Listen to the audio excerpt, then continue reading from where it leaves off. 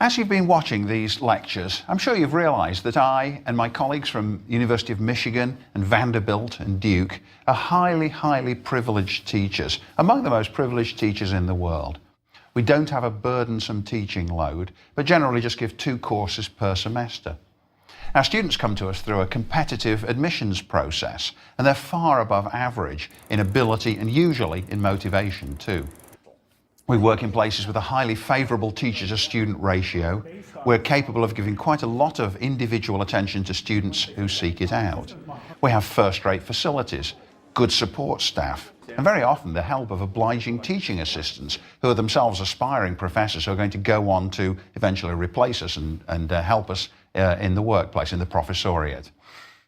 We're not answerable to a school board. We just occasionally have to submit to the scrutiny of the re-accreditation committees. And we can please ourselves about what we put on our syllabus. So in hundreds of ways, we're privileged and we're free of irksome regulations. Never a day goes by in which I don't reflect on my good fortune. Most teachers and most teaching situations are far less fortunate. In this lecture, I'm going to make a few suggestions for teachers who are under various kinds of stress, proposing ways for them to manage their time and manage their students while making the best of more difficult circumstances. Of course, I can't speak to the plight of inner city, middle and high school teachers who sometimes face threats even to their very physical safety. But perhaps I can respond to challenges that I've experienced myself and situations I've seen on many other campuses as a visiting speaker, situations in which my former graduate students often find themselves after getting their doctoral degrees. I do have vivid memories also of my own early days as a teacher, when the situation sometimes seemed challenging, almost beyond my power to deal with it. Most teachers feel vulnerable at the beginning of their careers. As I suggested last time, they tend to be enthusiastic, but they also tend to feel vulnerable. They lack self-confidence. They haven't yet grown into the role. All teachers have to convince themselves that they are authority figures. And it's very common under these circumstances to suffer from the imposter syndrome. It's very widespread, the feeling that you can only really be in this situation due to some sort of mistake. You don't really belong there. You don't really deserve to be there. That's a difficult feeling to get over sometimes, and a point that you need to begin working on. Now, when I was the director of Emory's Centre for Teaching and Curriculum, I used to conduct workshops on problems like this. And something I'd often say to beginning teachers, because I knew that they were feeling the imposter syndrome, was this. The students attribute to you many qualities you don't actually possess. They assume you know all the material and that you can teach it because you're standing in front of them in the role of teacher. You may feel unprepared, but they're not going to think you're unprepared. In other words, the actual structure of the classroom situation helps you in this respect by assigning the appropriate roles. I'd go on and say to them, did you ever look at a teacher at the beginning of a semester and deny him or her any kind of legitimacy right out of hand? Probably not. You just assumed that he or she was in fact the teacher, just as you were in fact the student. So now, it's time to play the role of confident teacher, whether you feel it or not. This is one of the many advantages, of course, of taking on the teacher's persona and of doing what you might think about as the role-playing of teacher. In the workshops, we also cover things like this, the importance of practicing speaking in a loud, clear voice, and getting themselves videotaped to scrutinise the results, to see how well they are in fact projecting their authority and projecting a sense of confidence which they might not actually feel onto the class as a whole. I can't stress too strongly how important it is to film yourself and to watch the videotape critically, even if it feels a little bit painful. You need to look for verbal tics.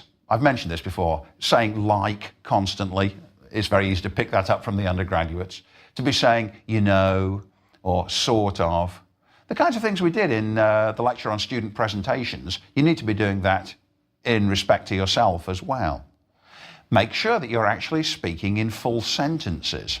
It's very common for beginning teachers to interject an and or an between every sentence, so that what you really get is an endless sentence. Get yourself to practice coming to an end of each statement. This is something I do quite a lot of. Use your inflection to give the listeners a sense of paragraphs. Obviously, when you're speaking aloud, they can't see the paragraphs, but they ought to be able to feel them. Why? Well, it's because paragraphs are the organizational units of presentations, or they should be. And as you speak, you ought to be laying the groundwork for the students to be able to categorize and assimilate what you're saying and to lay it out in their notes and to make sense of it all. In other words, they ought to be able to reconstruct your lectures in the appropriate paragraphs. And the more you do with your voice, the better you'll be able to help them to do exactly that. Now, large classes are a particular challenge, both for the new teacher and for the more experienced one.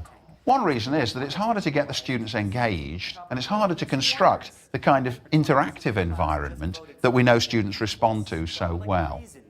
The research tells us overwhelmingly that students feel less motivated to learn and to work hard if they feel anonymous in class.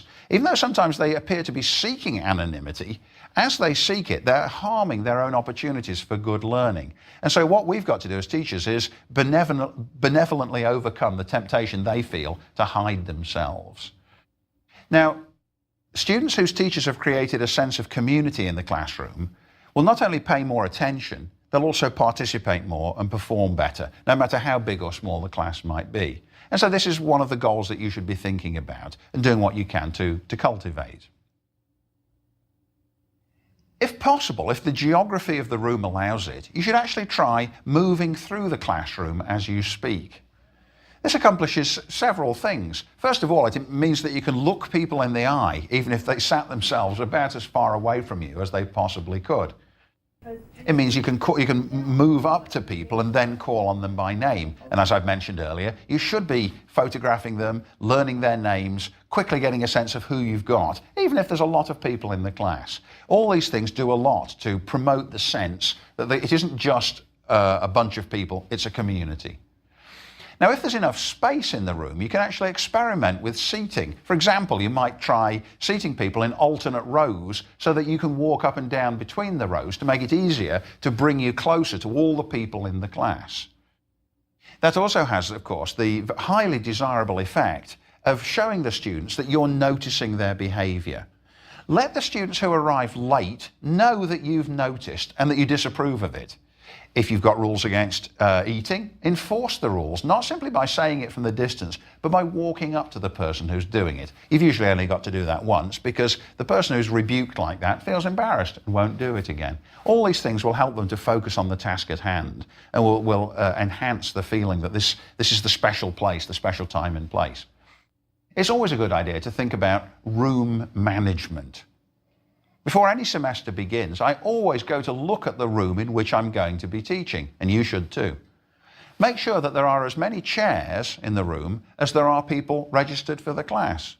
Make sure there's a projector if you know that you're going to be showing PowerPoint slides. And make sure that you know how to get in touch with the technical support people quickly in the event that it goes wrong, because sooner or later it is going to go wrong. Now, sometimes you've clearly been given an inappropriate room. Don't put up with it. Protest to the appropriate authorities straight away if the room you've got is obviously unsuitable. And usually they can juggle the arrangements to give you a much more suitable room. Ideally, you should have more seats than there are students registered, because in this way you can reorganize the seating pattern periodically and do projects like the alternate row seating idea. You're within your rights to separate people. It often happens that pairs of friends or groups of friends come in, sit together in a cluster and giggle and gossip during class. Don't endure it. Separate them. Say to them, you sit over here, you come and sit over here, and so on. Just physically move them apart. Now, something that occasionally happens to me is that I have a fairly small class, but I've been assigned a fairly big room. Now, what happens in a case like that is that the students tend to come in and they space themselves as widely apart from one another as they can, unless they're already close friends. And they put themselves as far away from me as they can, so that if it's a room with 20 rows, they'll start filling up from the back, and there'll often be nobody in the first 4 or 5 rows. In a case like that, don't put up with it. Say to them rather, you must fill up this room from the front. You can't sit in the second row until the front row is full. Now, they'll grumble, but they'll do it. Having the students sitting side by side and near you creates a kind of an energy field which is totally absent when they're scattered.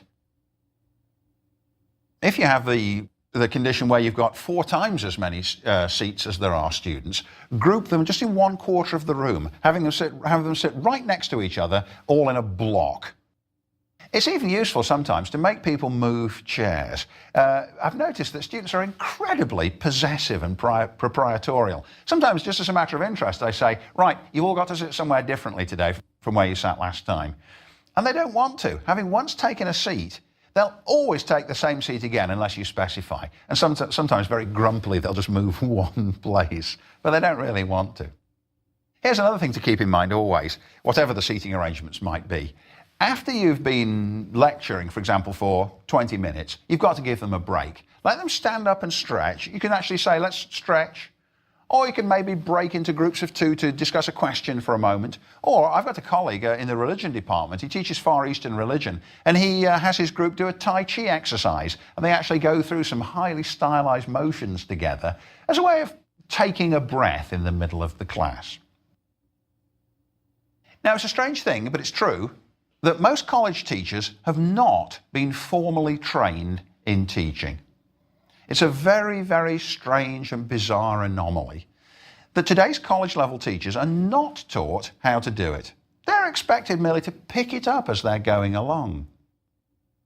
Now, arguably, school teachers undergo too much study of pedagogy, some of which may not have very much practical payoff. On the other hand, it's very difficult indeed to justify the college tradition of doing no training at all. I became a teacher like this. At the end of one semester of graduate school, after I'd been there for a while, I was in the history department at Berkeley. The department chairman said to me one day, "You're a teaching assistant next term." That was it. I was pleased to get the job because I needed the money, but on the other hand, I would have appreciated a little bit of training.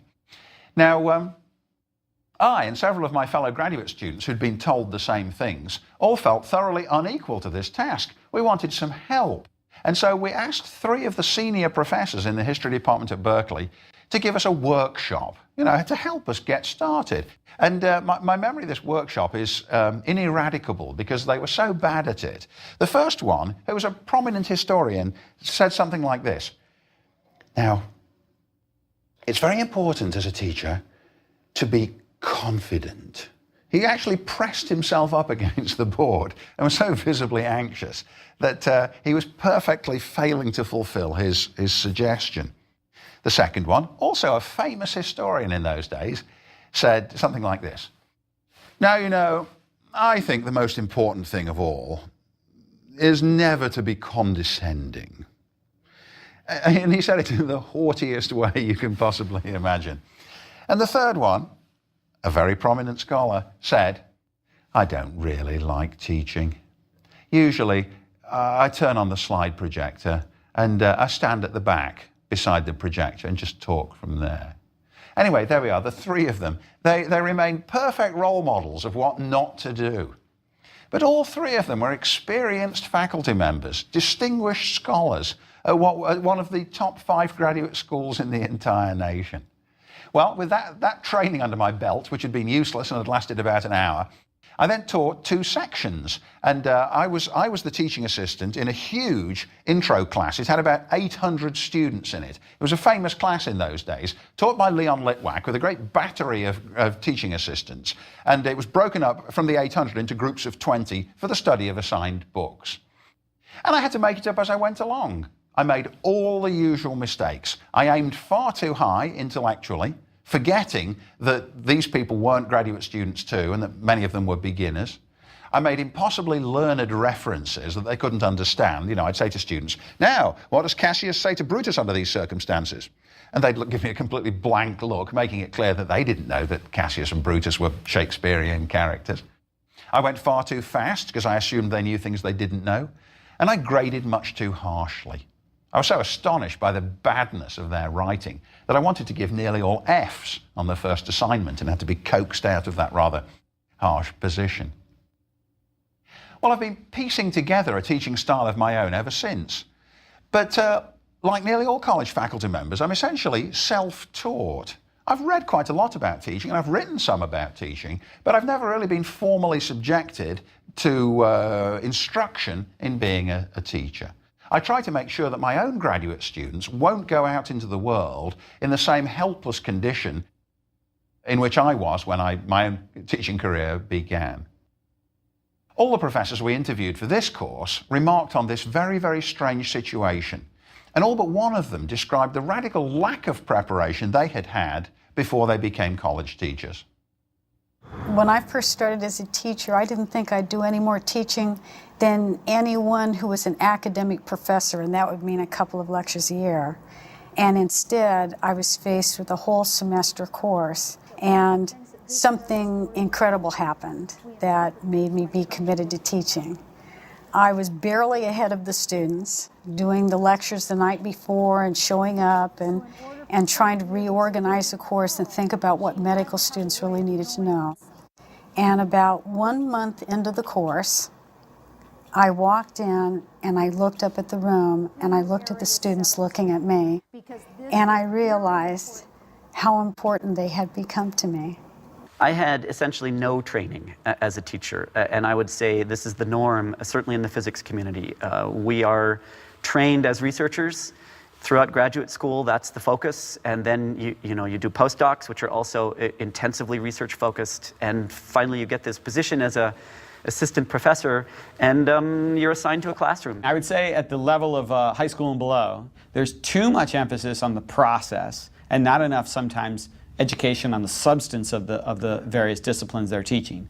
I think the opposite's true. At the university level, I think it's a shame that we're doing as little teacher training as we do in doctoral programs. We have students come here, graduate students, phenomenal PhDs, written incredible dissertations. They come virtually no experience on how to teach, how to put a syllabus together and the like. And to me, that's a crime that we're really, because many of them are gifted, but I think this notion that teaching's simply a gift, that you can't learn how to be a better teacher, well, that's just mistaken. Do you think that there ought to be more formal training of university lecturers, or do you think this ad hoc system we've got is adequate? The ad hoc system I feel was adequate for me, but I was looking. I think many people aren't aware that they could be doing a lot more for the students until they start to get their evaluations back from the students. But I think it's up to professors who are dealing with graduate students to build that into the graduate student experience. This comes into the idea of being pragmatic about why you're getting an education. Even the undergraduates at some point are going to have to stand up in a town meeting or applying for a job or making a presentation in a church or being teachers themselves, a how-to demonstration. They need to learn the skills of presentation. So you need to build into the educational process opportunities to stand up, deliver their material in a teaching situation, and get feedback, both from you and from the other students who they were talking to. Young teachers in particular feel too many demands on their time.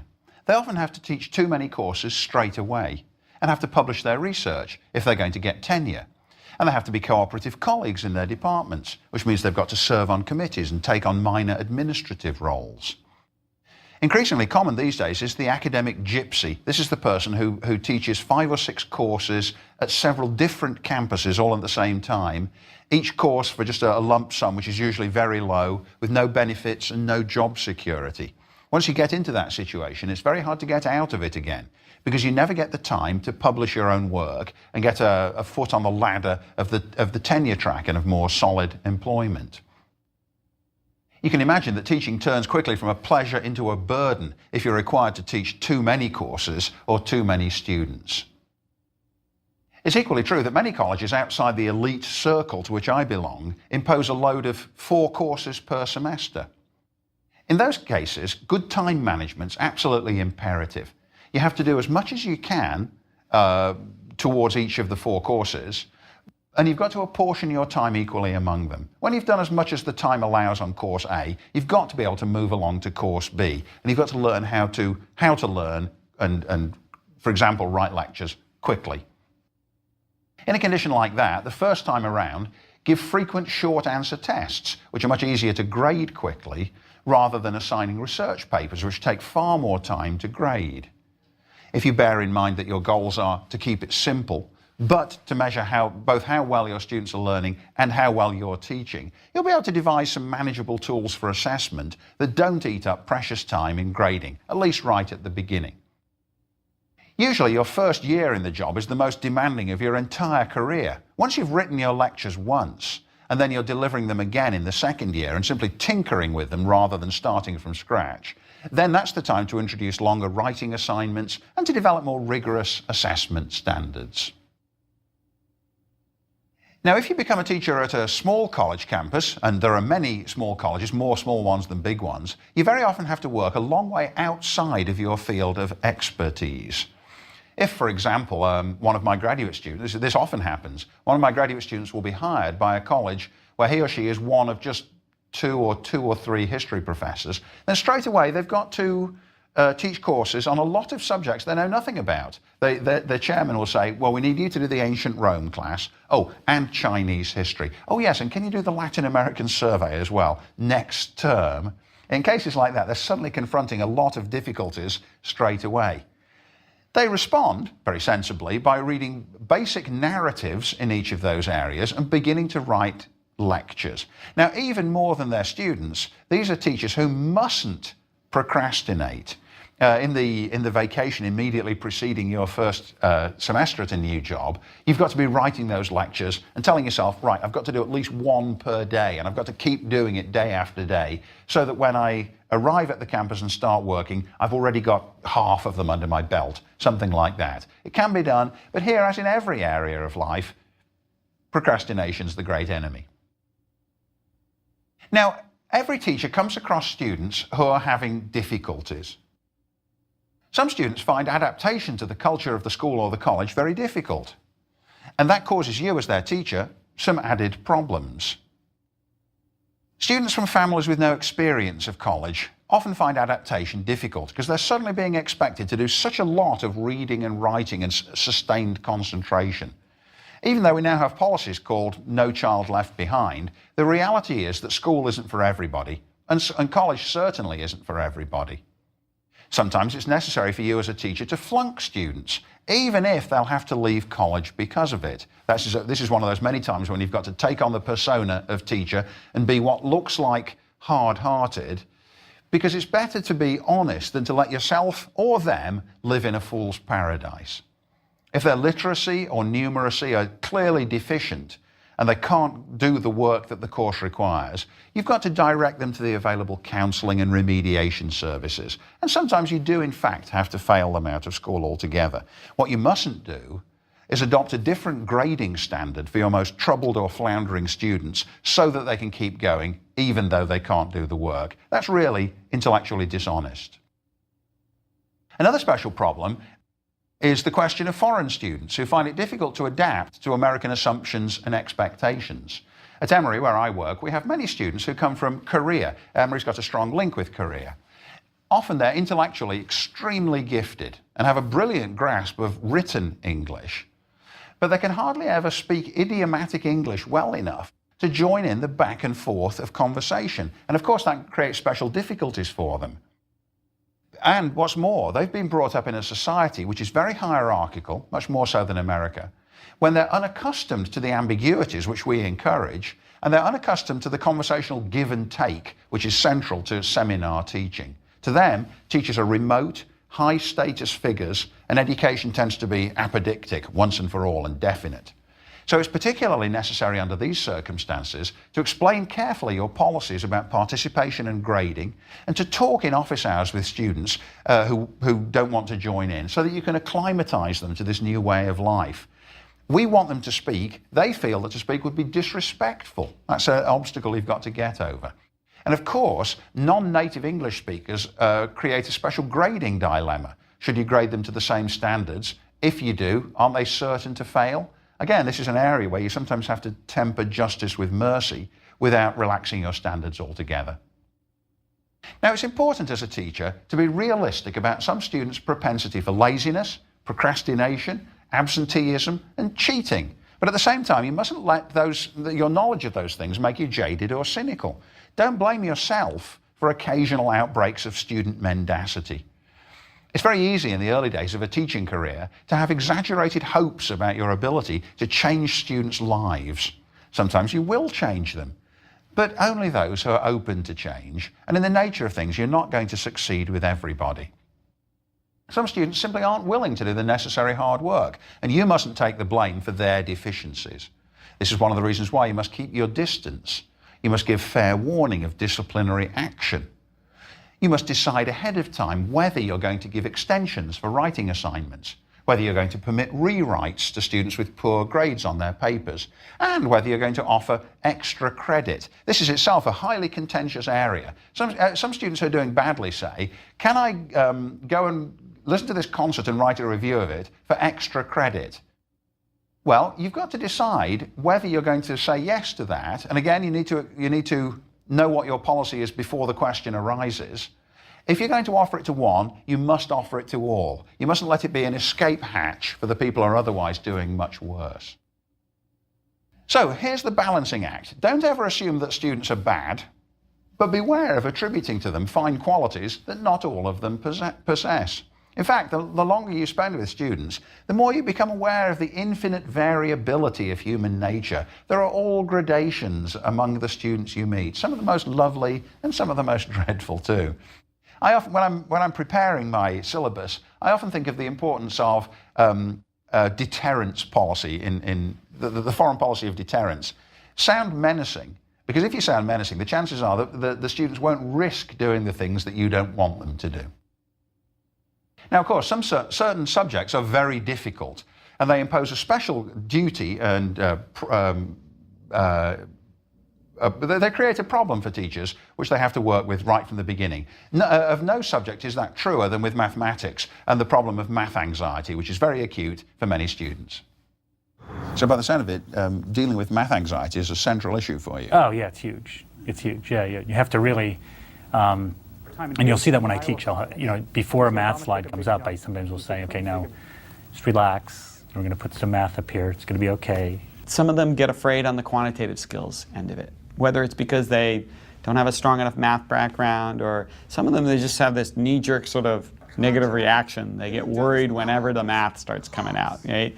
And so you have to work with them because, of course, in the language of business is financials and math and understanding that. And you have students who, well, they aspire to careers more on the sort of marketing or advertising side and think, well, I don't need to know those numbers. Of course they do. Organic chemistry is another area of acute concern. Everybody who's hoping to go to medical school has to go through Orgo first. I mentioned it last time, and it's a source of lingering dread to many students.